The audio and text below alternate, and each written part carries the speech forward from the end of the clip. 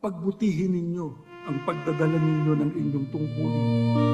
Kahit na kayo ay may tungkulin sa lokal, kahit na kayo ay pangulong diakono, katiwala, mang-aawit, kahit kayo ay nasa pananalapi, kahit na kayo nasa kalihiman, o kahit na nasa pagsamba ng kabataan. Pagka tinupad ninyo ang sagutin ninyo, kayo ang tunay na katulong namin sa pamamahala sa iglesia. Huwag niyong bibitawan ang inyong sagutin anuman ang mangyari.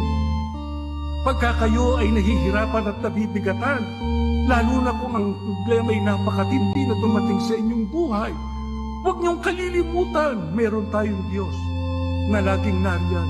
Hindi siya nawawala. Lagi siyang nakahandang tumulong sa atin. Pagka tayo tumawag sa Kanya, pagka tayo lumapit sa Kanya, pagka tayo tumayeng sa Kanya, tinitiyak ko sa inyo mga kapatid, diringgin ngayon at ipagkakaloob niya ang inyong pangangailangan. Lagi ninyong tuparin ang lahat ng Kanyang kalooban, sundin ang lahat ng Kanyang kagustuhan, sapagkat pagka nakikita niyang ginagawa ninyo, yung bahagi ninyo sa inyong pagkaiglesia ni Kristo, hindi niya kayo pababayaan.